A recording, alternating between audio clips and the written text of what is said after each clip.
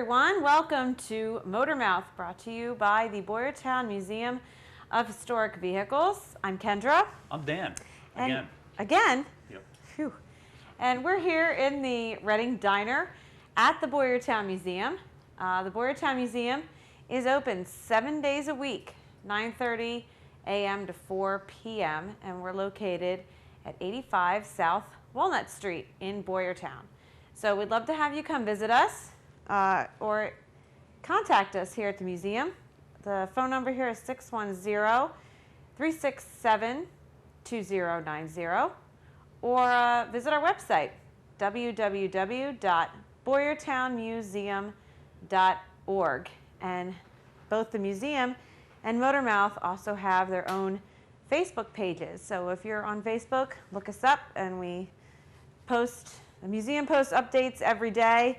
Motormouth, we aim for every day, but a couple times a week is probably a little more like that. And we post all the links there as well to our shows and links on articles or maybe more photos, videos of things we talk about on the show. So if you want to learn more.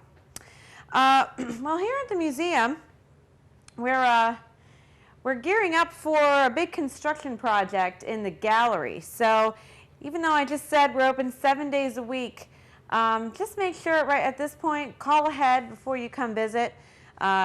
We might have some limited hours coming up here, and we will post all that information as we get it on the website and on the Facebook page, and we'll keep you all informed. But for now, just make sure you call ahead.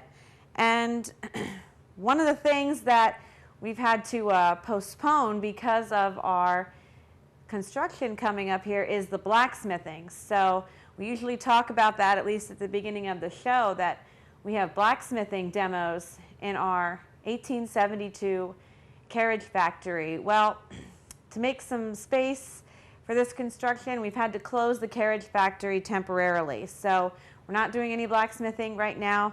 That will start again on April 29th.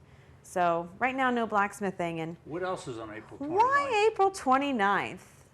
Yeah, well, April 29th, I think we've said before on here that Diner Day was going to be April 1st, and we pushed that back to April 29th. So April Fools, it's not April 1st anymore. Right. It is now April 29th. April 29th. And that's to ensure that everything is done and we can have a really good Diner Day as always. So we'll look for you April 29th, definitely 10 to 1 for pie and coffee in here and for blacksmithing up in the carriage factory.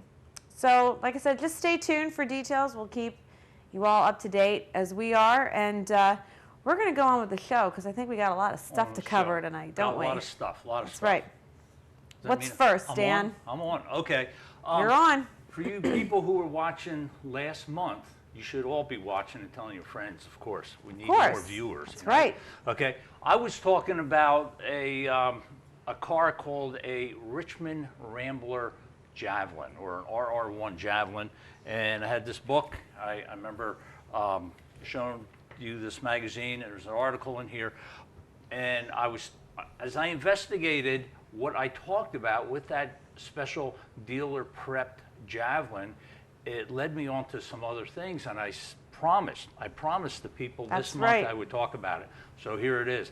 And that Rambler dealer, they also were involved with one of their workers called Jesse Schneider, Jesse Schneider, and he drove one of their race cars, and you'll see a picture of that on your screen there. And he was a service rep at another Rambler dealer called K&K Rambler somewhere in New York City. It might even been there's Richmond Rambler through a name change. I don't know. But anyway, he was racing a Rambler American with a 343 cubic inch engine, and he was winning in his class all over the East Coast, and he's pretty well known for it. And we're talking 1967, 68 in there. And some of the things he had, and this is what got me onto subject number 2 here, he had like the traction bars on it were called Sparkomatic Equa Torque traction bars. And he had a Sparkomatic shift linkage for his gear shift. And it got me interested in Sparkomatic. And what is Sparkomatic? You probably couldn't sleep for the last month. It's been keeping me up all night. Sparkomatic. Yeah. Anyway, it was a company, and it was out of Milford, Milford, Pennsylvania. And it started as Omquist, and maybe you've heard of Omquist, but that was one of the pioneers of the speed equipment and such. Most stuff was over in California, the West Coast. Well, there's items here in the East Coast too, and Omquist was it. It was Ed Omquist started this Omquist Engineering, and he had inventions, meaning such as floor shifters, a gas-saving device. He designed and manufactured more than 100 speed and custom equipment products. He had all kinds of parts catalogs. I got one here. This is a reprint from 1950, so we're talking quite early. He actually started, I believe, 2 years earlier than that, in 48, making this stuff. And oh, you wanted to see it? Okay, there you go. Vanna White. So, and so anyway, he's doing this, and you know, there's a niche there because this country after World War II, with all the money and stuff, you know, you got these sporting people want to race, and he filled that niche. So he was doing this, and one of his first inventions was a water alcohol vapor injector. He made it from a mason jar, assembled it at home, cost 50 cents to make, sold it for $6. So he made, you know, a bunch of money there. He had a log manifold, could adapt 2 carburetors to virtually any car. That was a big deal back then. All sorts of things. He had to keep expanding. 1954, he came up with a partner, Jonas Anschel, and he turned Omquist Engineering into the Sparkomatic Corporation. There's Sparkomatic there, okay? 1955, he bought a company called Clearfield Plastics, and they were making like fiberglass bodies for sports cars and stuff, and you'll see a couple of them on your screen. So that was kind of interesting. 1959, Ed and Jonas entered into a partnership with George Hurst. You've heard of the Hurst shifters? There we go. We got the beginnings right here. And they worked for a while together, and then they had the parting of ways. They had different philosophies, and you know, Hurst shifters are like really famous still. So those shifters, you could buy them in Montgomery Ward, J.C. Whitney, Sears, Firestone, Western Auto. A month ago, I mentioned about Sparkomatic on the show, and when the show was over, somebody here told me about it, and I went into work, somebody was watching, and they said they knew a Sparkomatic, so people know about this. After a while, Sparkomatic, they sort of changed from the automobile speed parts and aftermarket parts, and it kind of evolved into like stereo system and electronics, both for cars and for home, and that was kind of interesting. And then in the 60s, Ed Omquist sold his engineering company and went to another business and another business and another, and that's the way businesses goes, and it seems like they're bought up by this company, that and that, so it doesn't exist anymore. Sparkomatic itself stayed around for a while because it was Omquist and Sparkomatic together, and it gets so confusing to read about it, and I probably kind of goofed up explaining about it too, but anyway, it's one of the first speed part companies that was out there, and they had all sorts of parts, and I have a bunch of advertisements, and you're going to see some of them, but one of them is about a spark plug, and we actually have one to display. You may display it, ma'am. Oh, excellent. Vanna's back. Okay, and that is a Sparkomatic spark plug, and it's pink, which is, I guess, you would notice a pink spark plug. Not seen as pink spark But then plug. on the electro side of it, it has 6 electrodes, And that's kind of unique, and that's what made them unique. And they said, 2 to 10% faster acceleration, and this and that. And Don Garlitz was one of the ones who tried using these. Don Garlitz was good buddies with Ed Quist, and they worked together on some things. 55 cents each for one of them.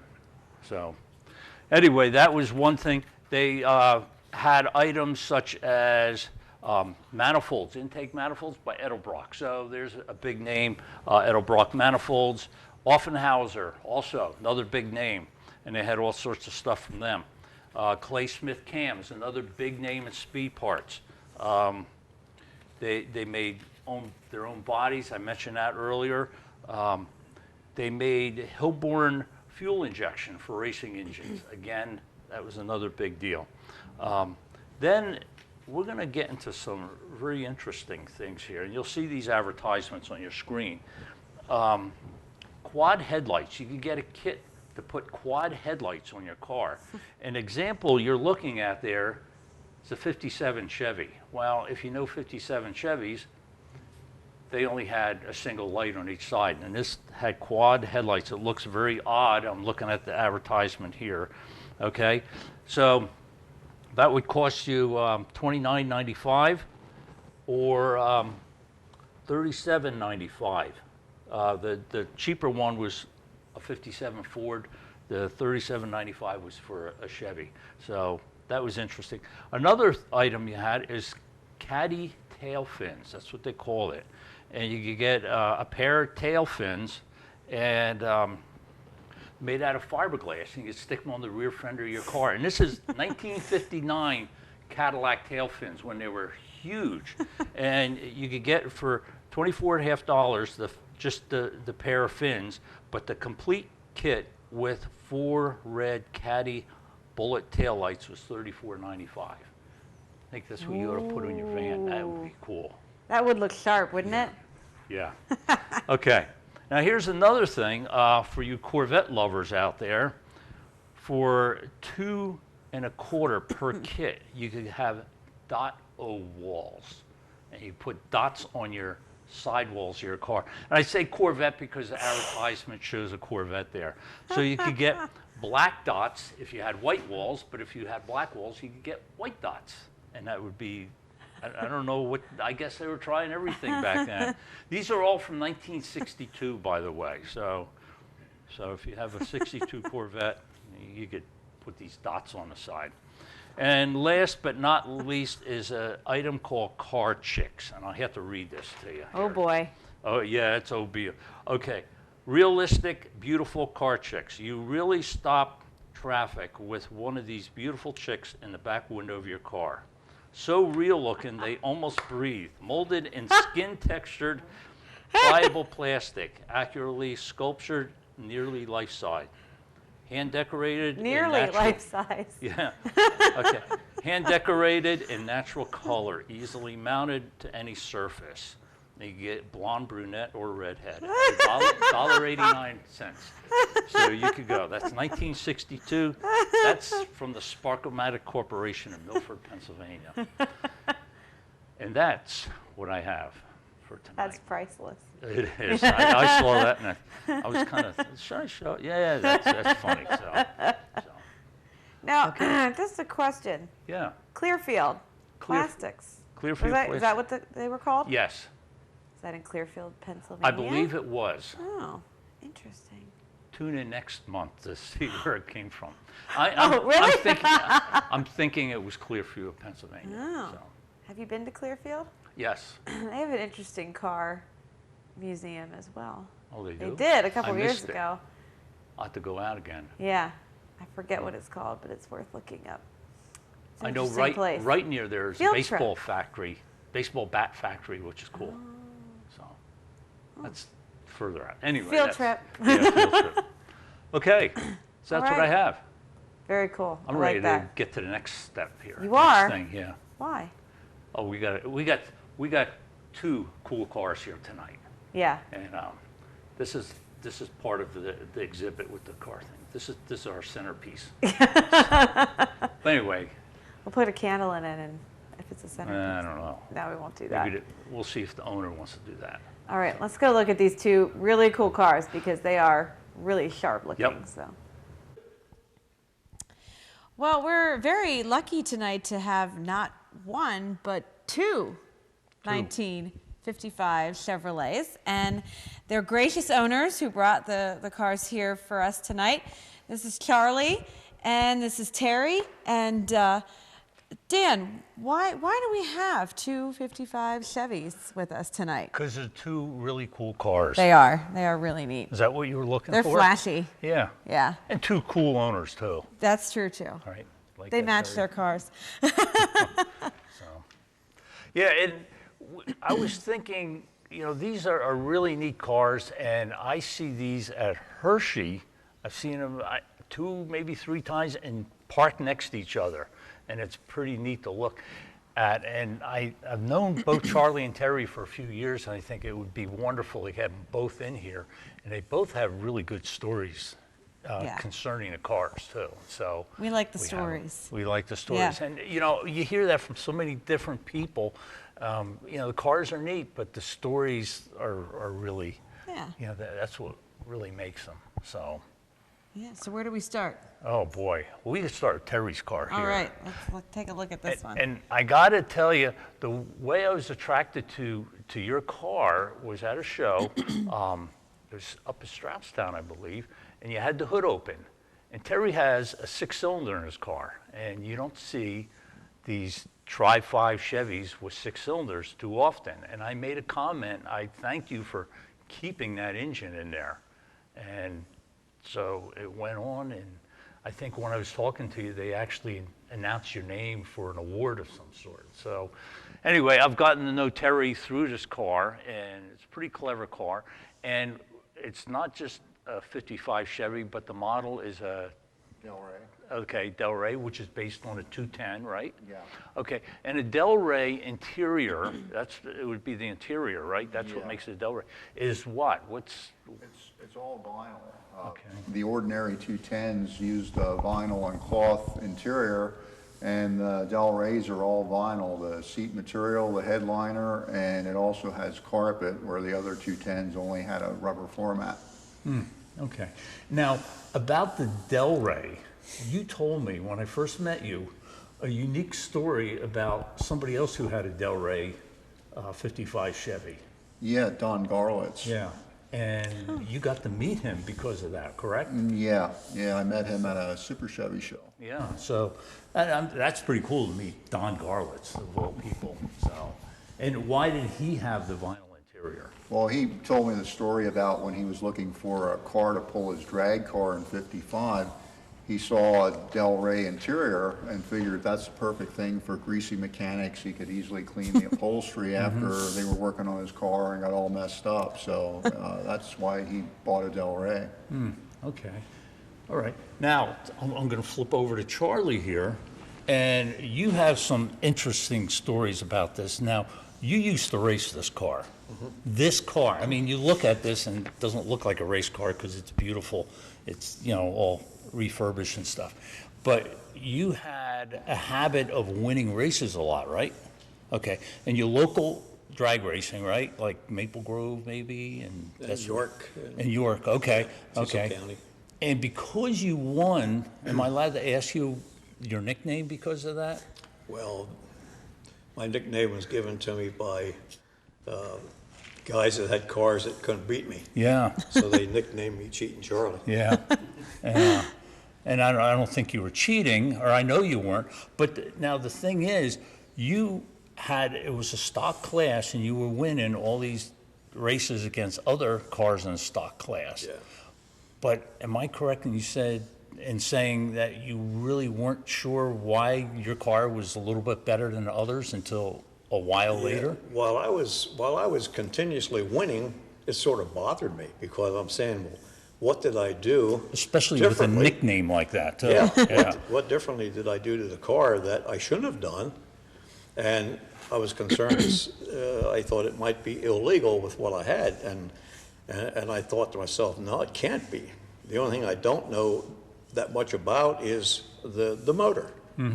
So through a couple years of racing and winning a lot of races, one day the motor started to pop and backfire, and it didn't run anymore. So we had to pull the motor apart, take the camshaft out, and we found that we rounded off 2 lobes on the camshaft. Okay. So I had to go to the parts counter at Chevrolet and got a replacement camshaft. And when I went to the parts counter, they said, well, you know, you got a unique camshaft here. I says, I do. And they said, yeah, it's 55 Corvette. It was a 394 number on there. So I said, well, I'm going to put back in what I had. So I bought that, put it back into the car, and continued racing and continued winning the same way. So, I mean, was this a rare engine because it had a Corvette camshaft? Yeah, we found later on through other people that were concerned and knew about what happened with Chevrolet back in 55, early 55, when NASCAR wanted to use the Corvette motored cars, preferably the 210 two-door sedan, on their racetracks, that they went to Chevrolet and asked them if they could, what they could do to put the 195 horsepower motors in the passenger car so they can run in NASCAR. So GM said, well, we'll put 50 motors, 195 horsepower motors in any, well, actually 210, they put them in 210 cars at random. So they didn't know what day they put this motor in the car, but it was 50 motors that were with the 195 horsepower camshaft. Nobody knew what happened after that. So I picked that up through parts counter and having one in my car from back in 1958 when I bought it and didn't know what I had. So now, the Corvette engine is how many horsepower again? 195 horsepower. Versus the 180 horsepower Okay. as a normal So 15 normal more. motor. And the only difference between the 180 and 195 horsepower is just the camshaft itself, only the camshaft. Okay. So, and that's how you were winning with those. Yeah, I mean, I was concerned. I mean, I really was concerned. They started protesting me and everything, and, and I'm saying, well, something's got to give. And one day, something did give. Yeah, Pop, pop, pop. and that got to be just like in life in general. You know, you're trying to lead a good life, and people are accusing you of things, and you know you didn't do it, and you know you want to make sure you correct that. Well, there was nothing to correct. You were doing the right thing. So. Well, I got some documentation on that from the factory, but we don't know where the motors went. But I got the original camshaft still at home. Okay. That's rounded off. 2 lobes are rounded off. That's the original. And I got a picture when I was racing. I put on 195 horsepower, painted it on the fender. And also I have documentation from the Chevrolet book of numbers, which I have copies with me. It shows the whole story of NASCAR in South Carolina and Daytona using the 195 horsepower motor in their 55 Chevy cars. Okay. All right. Now I'm going to flip back over to Terry here. Nothing to do with racing because you had a 6-cylinder and they really weren't race cars, okay? But let me ask you about the car. I see that there's like perfect paint jobs on both of these. Now, with yours, Terry, did you restore this or? Yeah, somebody else? when I got the car, it was a typical 20-year-old car. It was my first car, so it was pretty well worn when I got it. And you probably, since it was your first car, you probably wore it out a lot more too. Well, actually, I was pretty careful with it. I knew even then it was kind of a rare car, so I tried to keep everything as original as I could. So, yeah, and it's pretty neat. And I didn't realize it was your first car, so that makes it pretty unique. So, and the paint, I'm trying to think. Now, did you did restore this yourself? But the paint, did you do that? No, a friend of mine has a body shop. Okay. And he did the paint job for me. It was like a project, 1999, 2000. Okay, okay. And, you know, and I look at Charlie's, and your paint job is excellent too. It's not the original paint, is it? It was repainted. Yeah. By me. Oh, really? Okay. Yeah, I painted the car, but I used the original nitrocellulose paint, black paint. I was able to get that. And there's no clear coat on it, but it was a lot of work. You put on a couple coats of paint, and then you rub it, and you paint, rub, and that's how something like this comes out. So when I was done, I actually had around 4 coats of paint on the car, but it's not clear coated. Okay. Now, also, now I see these cars at different shows. I've seen both at Hershey, and you were at Williamsport, right? Yes. Okay, so I saw you both up at there with the AACA Grand National Show. And so I'm thinking you don't drive them that much. I know you have a trailer and you trailer yours to that distance, right? So, you know, is it, do you ever drive them on the road? Now, I've seen you drive this on the road, I believe. I think I saw you drive by once. So you do that, and there's a lot of cleaning up afterwards, or? If you drive it on the road and you pick your days, a dry day, no wind, there's no rain, Or the no woods aren't- snow like we had today. Yeah, Like today. like today. Yeah.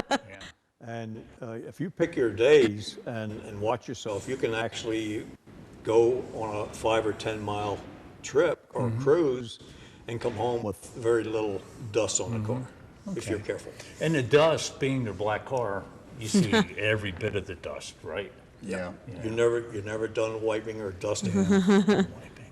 So I remember going to Hershey once, about 3 years ago.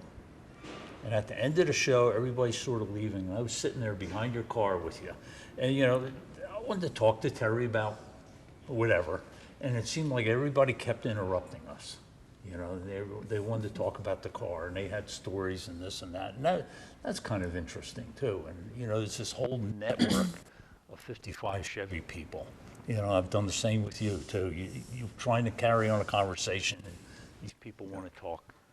Well, at Hershey mostly is where we get flooded with spectators, and rightly so, because a lot of guys prefer the 55 to 57 Chevys when they go to a car show.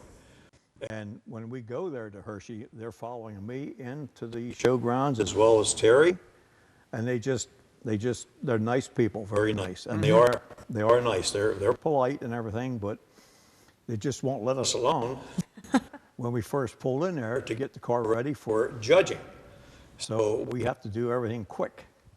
I'll have to remember that. I won't interrupt you. So, We'll hand you a dust cloth. I don't know. I know Charlie's I got really. extras. Oh, really? You wouldn't mind me do that? I figure you get particular, Nope. you know. I'd watch you though. Oh, yeah, yeah, right. He would. He would. So, now there's some other unique things about your car, Charlie. And you mentioned the windows, for instance. What's with the windows? The windows are shaded, and the factory call them Easy Eye because they're gray tinted. They're like a tinted window. And that was an option in, like we're talking about 55s. That was an option in 55 to put the shaded tinted windows in the 55 cars, as well as the tinted window across the top, which they call that the traffic light finder. Right. But the glass is etched Easy Eye, which is Libby Owens Ford, LOF, which is a company of GM.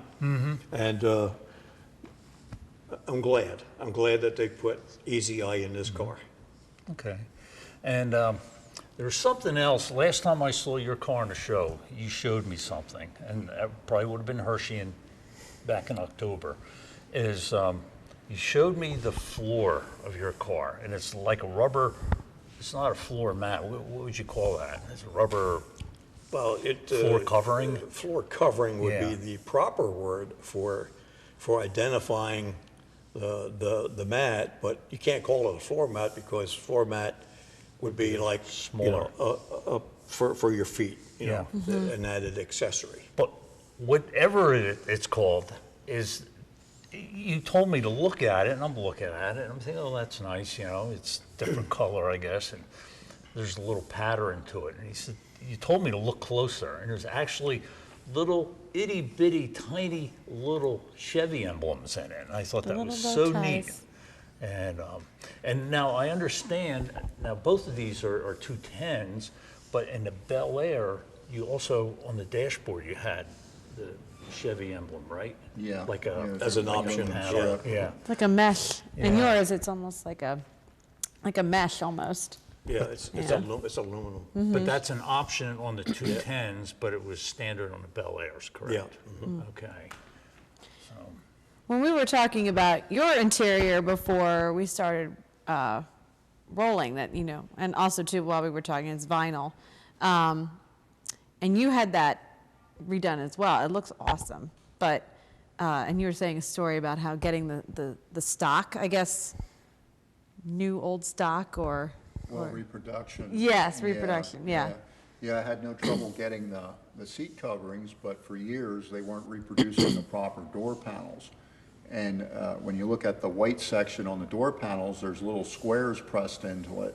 And the first reproductions were just a solid white vinyl. So I was determined to wait until they'd reproduce the proper thing. Then I finally gave up on it. After like 10 years of waiting, I figured I'm just going to buy a set. I was at Carlisle one year, and a vendor was selling door panels, and his display item showed the solid white vinyl panel. So I bought a set, and to my surprise, when I opened the box at home, they're properly reproduced door panels. So by luck, I actually did get what I was after. But at that point, I hadn't known that they were reproducing it the right way. happy accident.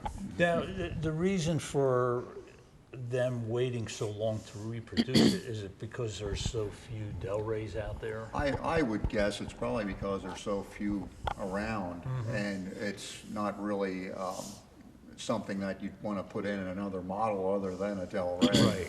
Right. Yeah. And the Del Reys, again, were just the 210 models. Yeah. Which is the middle of the three Chevy models. Yeah. back then.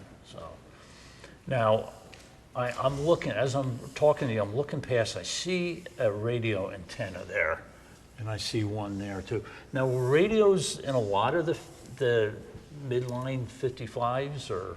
They were, but it appears a lot were added.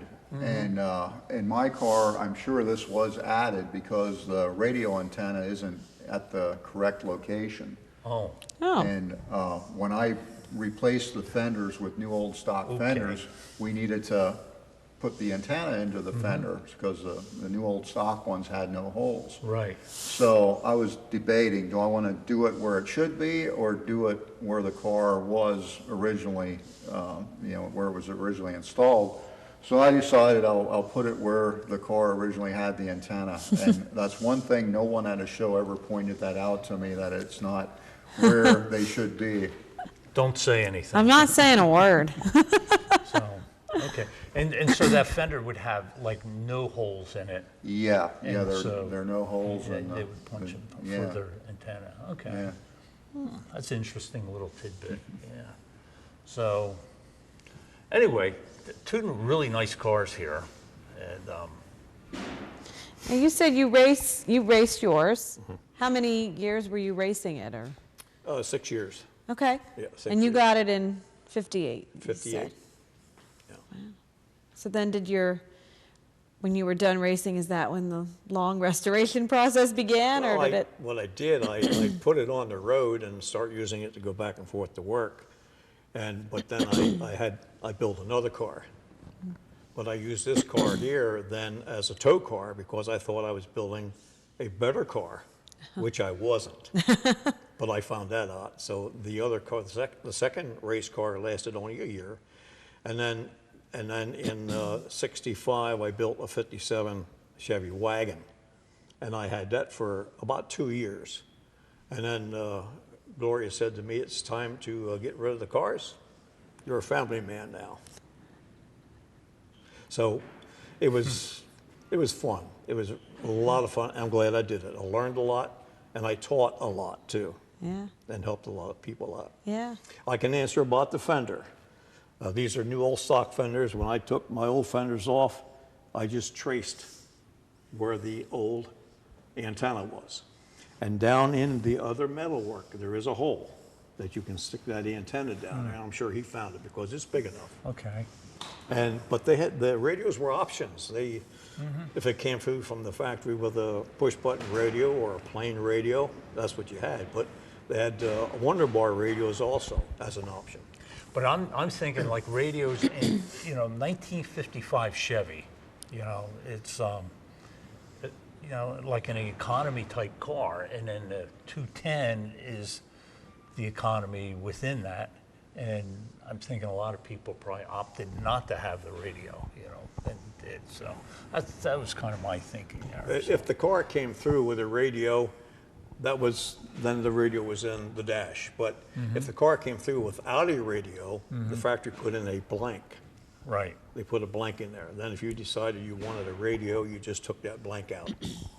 And that was in most of these cheaper cars because the Bel Airs, they sort of seem to be pretty well equipped with just everything. Yeah. So let's see, one last thing before I let you go. When we were talking earlier, Kendra and I, we were up in the diner. You noticed the carburetor that was sitting there. Charlie really rebuilds carburetors, and that was one. It was kind of an advertisement for you, slightly. And we're kind of showing off. We thought it was a nice centerpiece for the counter, too. Yeah, very nice, very nice. Yeah. I learned that through the years. When I was drag racing, I couldn't find nobody to fix the carburetor because I was losing. I mean, I couldn't win nothing. So I said, well, I guess I'm going to have to learn how to do it myself. So I learned how to rebuild the carburetors, and then that took off. I mean, everybody came to me and they wanted carburetors rebuilt. And when I retired, I stepped it up by advertising and doing pretty well, helping a lot of guys out. Yep.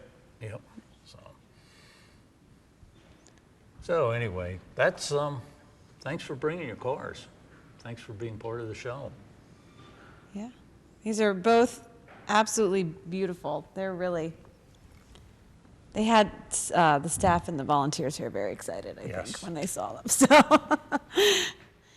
we appreciate you bringing them out. Thank you. Especially on this isn't a live show, but it snowed earlier today and it was very windy. So we appreciate you guys coming out We here can hear today. the wind. Yeah, you might be able to hear the wind right in the now. background. So, So, yeah, great. Thank you, Terry, and thanks, Charlie. Thank you very much for having us. Appreciate it. Oh, these are great. I hope all the people that are watching enjoy it also. I think so. they will. So one of the things you mentioned, Terry, is about these hubcaps or the wheel covers. And somebody came up to you in a show and said, what about them again? Yeah, I was at Hershey one year and a guy told me I have the wrong hubcaps on my car. So I questioned him what was wrong, and he told me that a 6-cylinder car should have 6 bow ties on the hubcap and not 8. So I didn't believe him. I never heard of it before. It wasn't Charlie telling you No, that. it wasn't Charlie. Okay. So the next year, another guy tells me the same thing. So I told the guy, let me know when there's a set of hubcaps like that available. I want to see what they look like.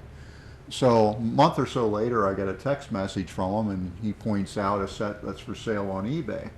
So when I look at them, it turns out they were 56 Chevy hubcaps and not 55. Okay. So they had the years mixed up. But I didn't realize that there were only 6 bow ties on a 56 hubcap.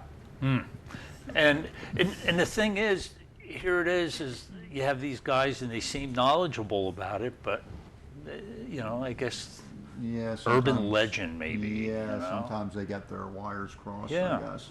So I heard the same thing too, about the 6 bow ties on the circle. So they had me looking. I was looking for these hubcaps too.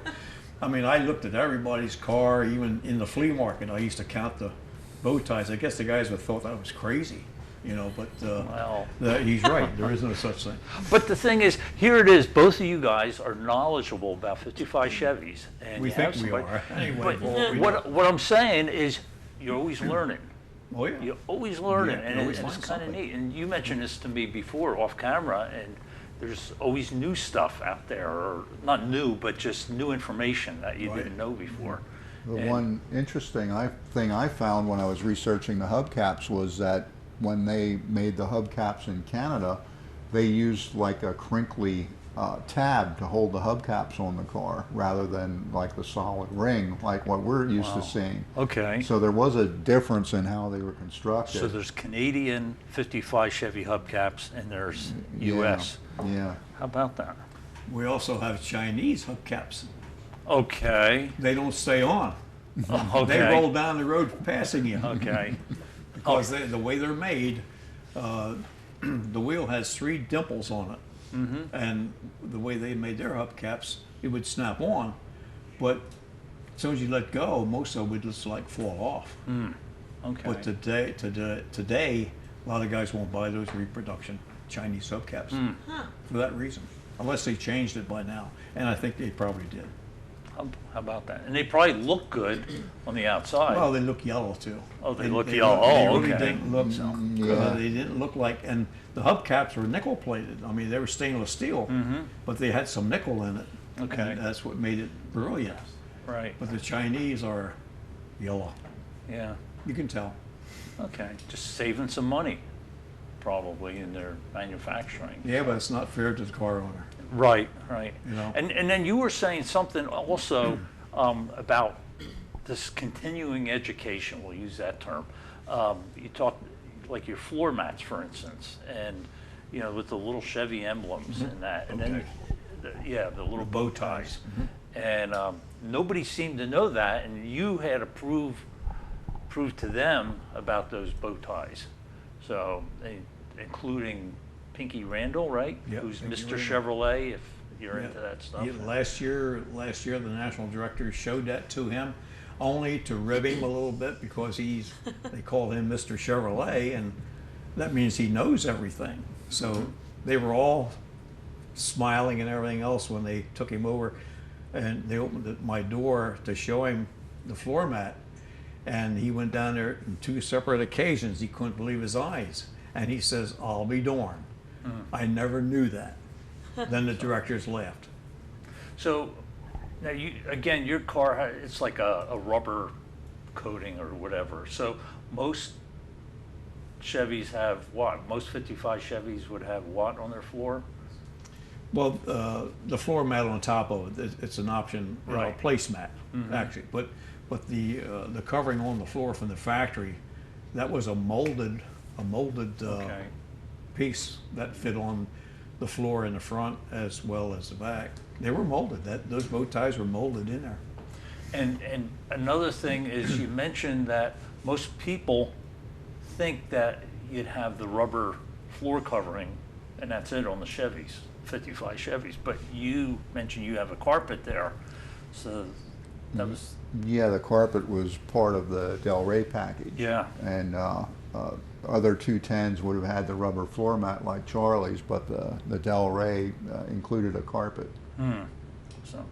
so it's always interesting. It's like you think you've seen it all, and Well, see, back in the days when we bought these cars, nobody really had the education to say, here's a book that shows your floor mat, here's a book that shows a Del Rey, and give you the part numbers. There's part numbers to all these pieces, but you just got to find them. Yeah. My floor mat has part numbers molded in to the front as well as the back, and they're documented. oh yeah, part numbers on floor mats. That's interesting. So, okay, what other oddities are in either car that we don't know about? American public wants to know.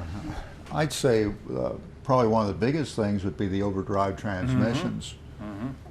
It seemed Chevrolet didn't use that option on a lot of their older vehicles, but they really do work well, and both Charlie's car and mine have overdrives. Okay, and you know, I always think overdrive was an option, correct? Yeah. So it's interesting that we'd be paying extra money for an overdrive on that. But I think you pointed out to me previously, overdrive would save you gas, and that's what people were looking for. So I guess you spend X amount of dollars up front, and you're saving dollars over the period of the life of the car. So I have some oddities on the 4-barrel carburetor. The 55 Chevy, they were the guinea pig for the 4-barrel carburetor in 55. okay, So to speak.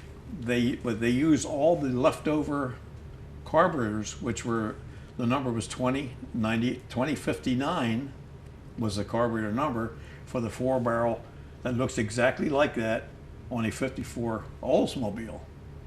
So what they did, what the factory did when they made the 55 Chevy, they had a lot of these carburetors left over. So what they did, they put them from the Oldsmobile, they put them on the 55 Chevy, but they changed the base. They changed this bottom piece here. okay, The part that was put on the 55 Chevy was put on the Corvette mainly because they called that a bell crank.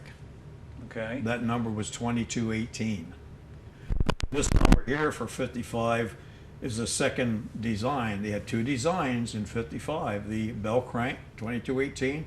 This is the second design here, 2354. So that was a rarity in 55, but you had to dig the books to find that stuff out. And then also, they used this design on the Corvette 2.4s, starting in 56. They used everything, which this is a 56 Corvette, single application, single 4-barrel. But the dual 4s on the 56 were the same, basically, except for the casting numbers. From the base on up, they were the same. But each year, General Motors would change. If they put the same part on a different year car, they would change the part number and also the casting number. okay, Although it was still the same, they changed so they can keep track of those numbers. But the bell crank carburetor was also on the 54 Oldsmobile, and that whole base, which is a thin base, where this base here is thick, it's like maybe almost 3/8 of an inch thicker than what the bell crank carburetor is. And I found that because I do carburetors, and I find that, and I wondered, there's a lot of questions to that. Why does Corvette use a different base for their 2.4 applications? They use the bell crank base. They reproduced that into a non-bell crank by just cutting off the lug, and the 55 had the same base, the thickness as the Corvette, but they used the carburetor on the Corvette, the first and second design, as well as 55 Chevy. And to start, it came from a 54 Oldsmobile, and that number was 2059. So if you would put this carburetor on a Corvette, and put two of them on a Corvette with a dual 4-barrel carburetor option, you won't be able to close the hood. It would hit the air tank. okay, So what the factory did, they used the 55 Chevy base for the 56 on up 4s, which is thinner in thickness. Now, let me ask you a question. You're rattling all these numbers and the differences and stuff, and you rebuild carburetors. How hard is it to find these pieces? Are It's- some of them Right now, redone? right now, if you don't know what you're looking at, you're not going to find them. Okay, I know what I'm looking at when I can run down an aisle of parts, and I can spot these carburetors. But they're getting far few in between, because a lot of guys have them. But what they did, they started modifying their cars, right, and they took these off and put on other brand name carburetors because they thought they were better. They were easier to work on. These are really tough to work on. But when you get these working right, this carburetor here, and I told the guy that I did it for, that car, if you treat it right, that carburetor should last you as long as the car. Okay. Now, I mentioned about finding parts and stuff. Now, both you guys have 55 Chevys and very, very popular vehicles, okay? Throughout, you go to a show, there's always a whole row of them and stuff.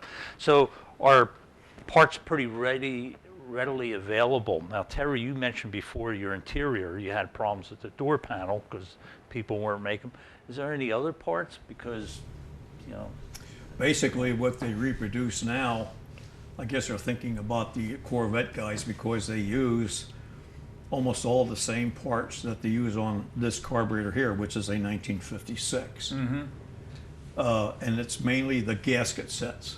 They Okay. reproduce that. The accelerator pump. They reproduce the 1238 choke Bakelite housing.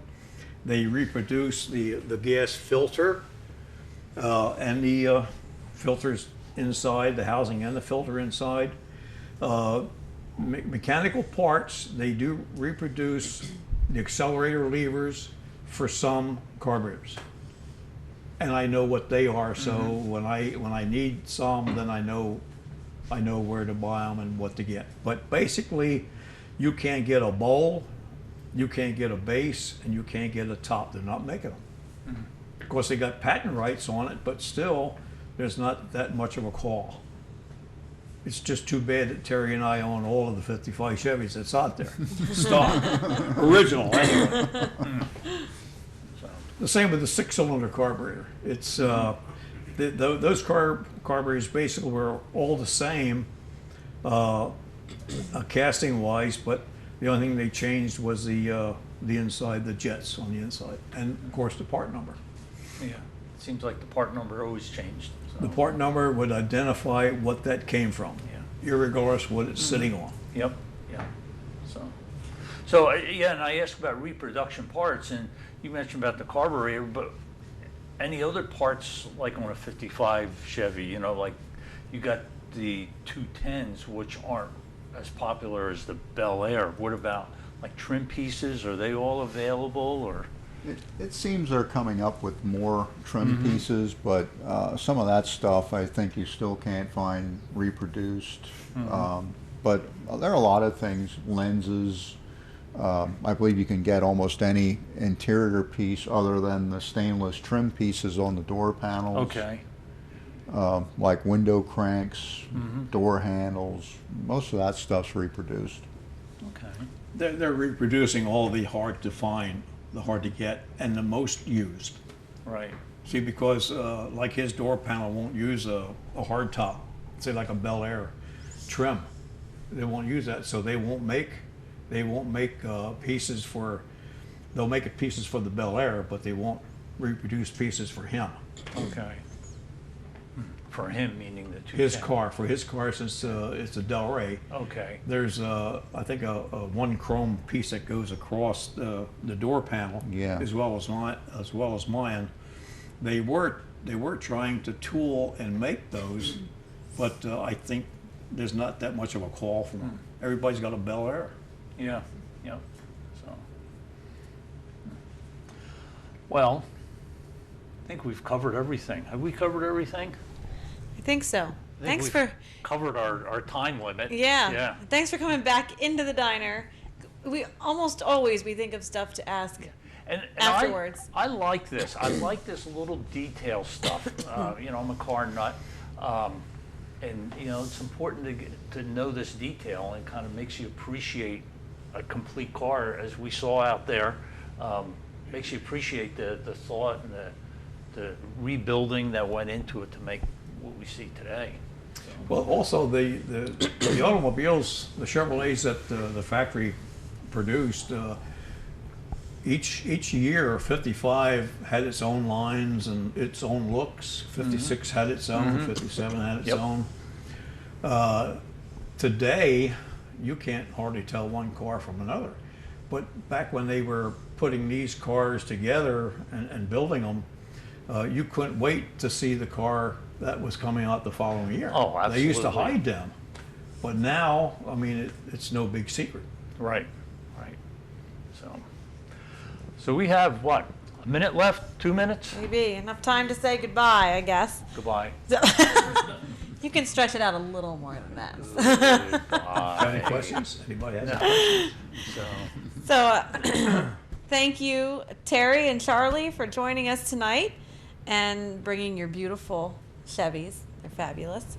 And thank you, everyone at home, for tuning in and watching. And we will see you April 29th, Diner Day. Well, yes, in person we will see you April 29th on yes. Diner Day. I was going to say, we'll see you next month on. Well, that too, yeah. Yeah, that too. So, Thank you very much for having us. thank you for coming.